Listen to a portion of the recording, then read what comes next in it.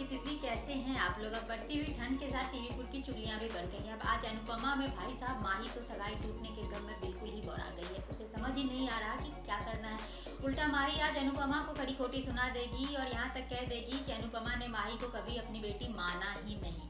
उधर सीरियल ये रिश्ता क्या कहलाता है इस वक्त फैंस का पसंदीदा बना हुआ है, क्योंकि शो में रोज कुछ न कुछ नया देखने को मिल रहा है। बीते एपिसोड में आपने देखा कि विद्या और अबीर का मामला कोर्ट तक पहुंच गया है और अरमान और अबीरा आमने सामने है। अरमान विद्या को बचाने में लगा है, लेकिन शो में विद्या को 10 साल की सजा होने वाली है और अरमान और अबीरा हमेशा के लिए एक दूसरे से दूर हो जाएंगे। लेकिन ये सपना है या हकीकत, ये आज के एपिसोड में पता चलने वाला है। तो अब ये तो थी आज के चुगलियों की मोटा मोटी जानकारी, लेकिन चुगलियों का पूरा मजा लेने से पहले हमारे चैनल को सब्सक्राइब कर दीजिए।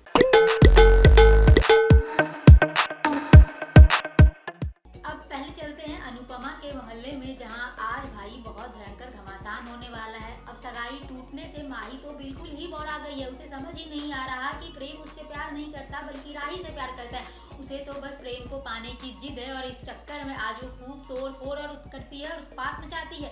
इतना ही नहीं, उसने तो अनुपमा को ये तक कह दिया कि भाई आपने तो कभी मुझे अपनी बेटी माना ही नहीं, आपके लिए तो मैं बस जिम्मेदारी हूँ। जब अब राही नहीं थी तब भी आप राही राही करती थी और अब जब राही आ गई है तब भी आप राही राही कर रही हैं।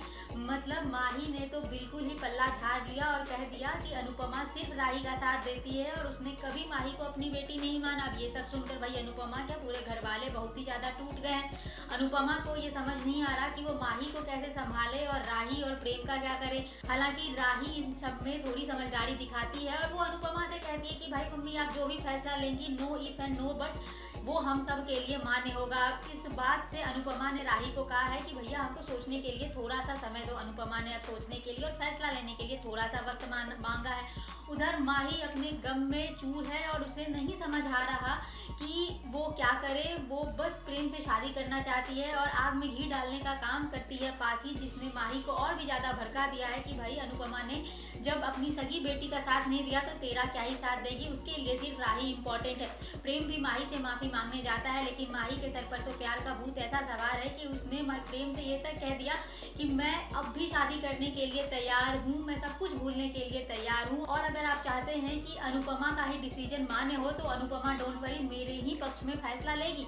उधर राही ने भी अनुपमा से कहा है कि वो माही और प्रेम को मिलवा दे। प्रेम बहुत ही सेल्फलेस है और वो ये अनुपमा का डिसीजन मान लेगा, लेकिन अनुपमा ऐसा नहीं करेगी। आने वाले एपिसोड में आप देखेंगे कि अनुपमा प्रेम और राही की सगाई के लिए मान जाएगी, जिससे माही का दिल बुरी तरह से टूट जाएगा और एक बार फिर से वो अनुपमा पर बिफरने वाली। उधर शो में नए किरदार की भी एंट्री होने वाली है। जी हाँ, शो में प्रेम के परिवार की भी जल्दी एंट्री दिखाई जाएगी। ये रिश्ता क्या कहलाता है कि आज के एपिसोड में आप देखेंगे कि मनीष कोर्ट में बताता है कि कहा नहीं जा सकता कि विद्या ने जानबूझकर अबीर को टक्कर मारी या नहीं, जिसके बाद पोद्दार परिवार के लोगों की गवाही होती, जिसमें संजय झूठ बोल देता है कि विद्या हमारे साथ थी, वो गाड़ी नहीं चला रही थी, लेकिन बाकी घर वाले सच बताते हैं कि विद्या मंदिर ही गई थी।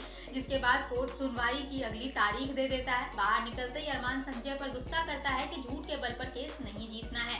दादी साहब भी संजय पर गुस्सा करती है, लेकिन संजय का कहना है कि अगर अरमान के सच के रास्ते पर चले तो विद्या को आज ही जेल हो जाएगी।